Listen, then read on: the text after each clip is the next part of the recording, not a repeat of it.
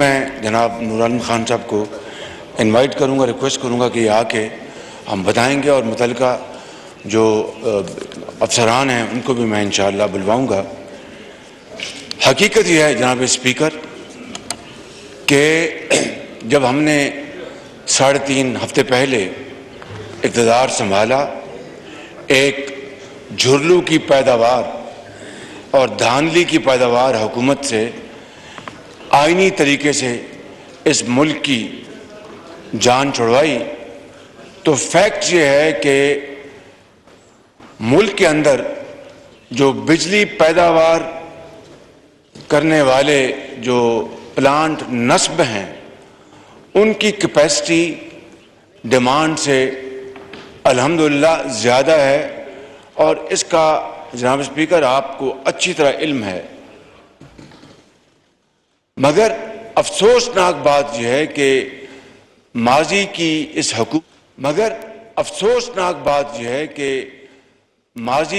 اس حکومت نے نہ تیل وقت پہ منگوایا نہ گیس وقت پہ منگوائی، اور جب گیس دنیا کی منڈی میں سستی ترین تھی $3 پر یونٹ، انہوں نے گیس نہیں منگوائی اور مہنگا تیل منگواتے رہے۔ اور یہ پوری دنیا جانتی ہے کہ وہ جو تیل آئل مافیا ہے، کارٹل ہے، وہ حکومت کے نروز پہ چھایا رہا، اور اس طرح سستی ترین گیس ہم نے نہیں خریدی اور اربوں روپے کا نقصان اس ملک کو پہنچوایا۔ اس کے علاوہ آپ جانتے ہیں، آپ ماشاءاللہ منسٹر، آپ واٹر اینڈ پاور بھی رہے ہیں، اس ملک کے وزیر اعظم بھی رہے ہیں، آپ کو اچھی طرح علم ہے کہ سال میں ان پلانٹس کی ریپیئر مینٹیننس ہوتی ہے۔ پچھلے دور میں میاں نواز شریف کی حکومت میں ایک SOP بنایا گیا تھا کہ ان کی جو مرمت ہے، ریپیئر مینٹیننس، اس کو سردیوں میں کرایا جائے تاکہ لوگوں کو لوڈ شیڈنگ زیادہ تنگ نہ کر سکے۔ مگر شومی قسمت، کیا کیجئے اس نالائق ترین اور کرپٹ حکومت کا کہ جنہوں نے اس کی پرواہ نہیں کی، اور گرمیوں میں وہ پلانٹس بند تھے جس کو اب ہم آہستہ آہستہ چلوا رہے ہیں، اور گیس کا بھی ہم نے بالآخر انتظام کیا ہے، اور اس کے ٹینڈر ہم نے کیا، اور اس کی گیس کے ہم نے جہاز خریدے ہیں۔ اس کے علاوہ جناب اسپیکر، آپ یقین کریں کہ 5,500 ارب روپے کا جو ڈیفیسٹ ہے، جو گیپ ہے اس وقت فزیکل ڈیفیسٹ، وہ تاریخ کا سب سے زیادہ وہ ڈیفیسٹ ہے۔ اور ان 3.5 پونے 4 سالوں میں جناب اسپیکر، جو 2018 میں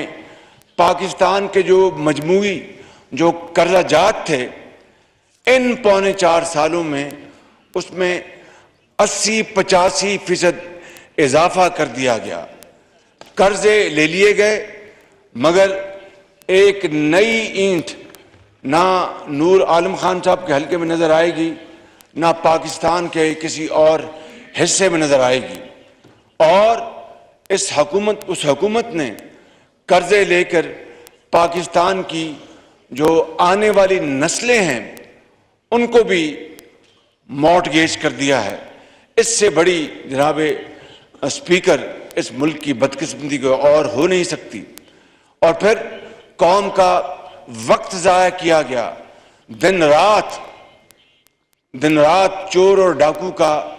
جو انہوں نے دن رات راگ الاپا، اس سے آج قوم تقسیم در تقسیم ہو چکی ہے، زہر گھول دیا گیا ہے۔ اور کل PTI کے جو چیئرمین ہیں انہوں نے جو کل بات کی ہے وہ جناب اسپیکر وہ ہولناک ہے، وہ انتہائی خطرناک ہے، اور یہ کہا کہ نواب سراج الدولہ کے جو تھے جو سپہ سالار، وہ نکلے، وہ میر جعفر اور میر صادق، اس کی براہ راست ہمارے اداروں کے اوپر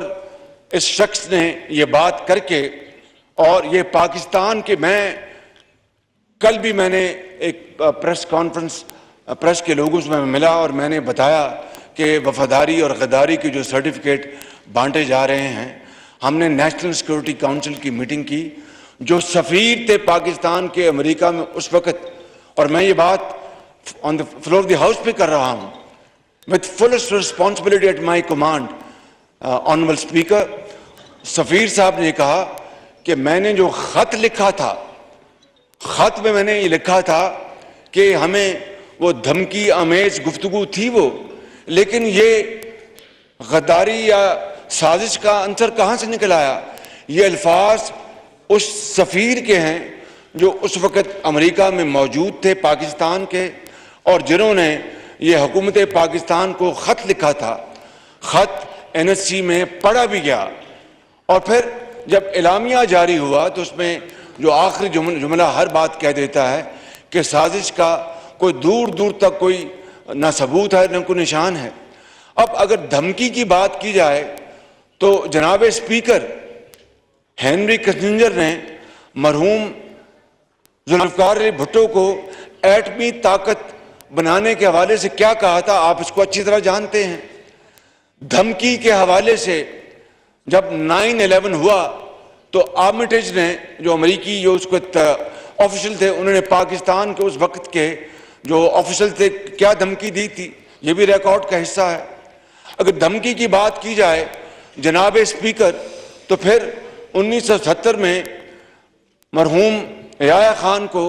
اور جو روسی جو قیادت تھی، وہ کیا انہوں نے دھمکی آمیز خط بھی لکھا اور باتیں بھی کی۔ اور اگر دھمکی کو لے لیں تو ہر روز ہم ہندوستان کی حکومت کو دھمکیاں دیتے ہیں، وہ ہمیں دھمکیاں دیتے ہیں، تو کیا وہ سازش ہے؟ خود عمران نیازی نے یہ کہا تھا کہ مودی کو میں مبارکباد دیتا ہوں، وہ آئے گا تو کشمیر کا مسئلہ حل ہوگا۔ اس نے پھر فون تک نہ لیا، اور پھر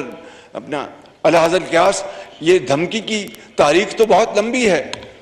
اصل بات یہ ہے کہ اس میں سازش کا عنصر جناب اسپیکر کہاں سے نکلا؟ مگر کل جو عمران نیازی نے جو بدترین گفتگو کی ہے پاکستان کے ادارے کے بارے میں، اور سراج الدولہ کا نام لے کے اور میر جعفر کا نام لے کے ایک مثال جو دی ہے، اس سے زیادہ کبھی حرکت کوئی اور ہو نہیں سکتی۔ یہ میں نے کل بھی میں نے جو آپ سے عرض کر رہا تھا ابھی 5 منٹ پہلے، کہ کل میں جب آنریبل جرنلسٹ کو ملا جو یہاں پر بھی کچھ موجود ہوں گے، میں نے کہا کہ جو یہ تمام باتیں کر کے میں نے کہا کہ میں نہ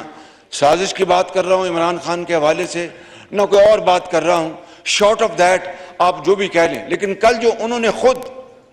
جو زہر اگلا ہے ادارے کے بارے میں پاکستان کے خلاف، یہ ایک سازش ہے، اس ادارے کے خلاف ایک سازش ہے۔ اگر اس کو آئین اور قانون کے راستے سے نہ روکا گیا تو خدا نہ خواستہ جناب اسپیکر، یہ ملک اللہ نہ کرے میرے منہ میں خاک، یہ پھر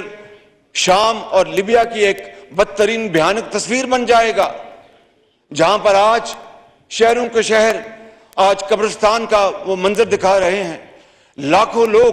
وہاں پر مارے گئے اور وہاں پر تقسیم در تقسیم ہو چکی ہے۔ خدارا یہ خداداد ملک پاکستان، حضرت قائد اعظم کی عظیم تحریک اور لاکھوں مسلمانوں کی جو انہوں نے قربانیاں دی، ان کے خون کے بدلے یہ پاکستان مارز وجود میں آیا ہے۔ آج اگر آپ اقتدار میں نہیں ہیں، آپ تو لاڈلے تھے، آپ کو بچے کی طرح دودھ پلایا اس ادارے نے، آپ کو 3.5 سال انہوں نے، میں جناب اسپیکر آپ کی خدمت میں اور اس معزز ایوان کی خدمت میں عرض کرنا چاہتا ہوں، بلا خوف تردید کے 75 سال میں اس مقتدر ادارے نے پاکستان کی کسی حکومت، کسی وزیر اعظم کو اس طرح سپورٹ نہیں کیا جس طرح عمران خان نیازی کو کیا تھا۔ یہ اس کی بدقسمتی تھی کہ اس کے باوجود بھی نہ کچھ سیکھا، نہ کیا، نہ کارکردگی، نہ خدمت کی قوم کی۔ یہ سپورٹ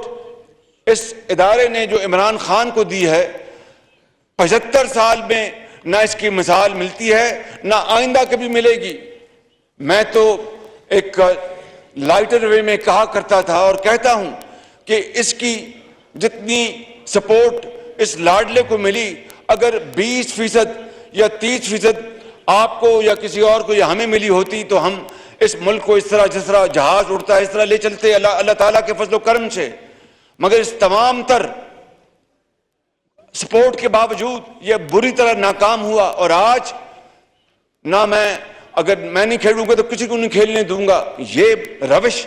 یہ کہاں کی روش ہے؟ اور جناب اسپیکر، میں سمجھتا ہوں کہ کل جو اس نے زبان استعمال کی ہے، اگر اس کو آئین اور قانون کے دائرے میں رہ کر سختی سے نہ روکا گیا تو خدا نہ خواستہ اس ملک میں ایک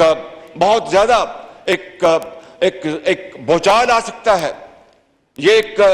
اس طرف ملک کو لے کے جانا چاہتے ہیں کہ خدا نہ خواستہ یہ جو جمہوریت ہے جس کے نتیجے میں آج آپ اسپیکر کے اس منصب پر بیٹھے ہیں اور یہ تمام آنریبل ممبرز مجھے قائد پاکستان منتخب کیا ہے، تو یہ چاہتے ہیں کہ خدا نہ خواستہ یہ جمہوریت ختم ہو جائے، اللہ نہ کرے،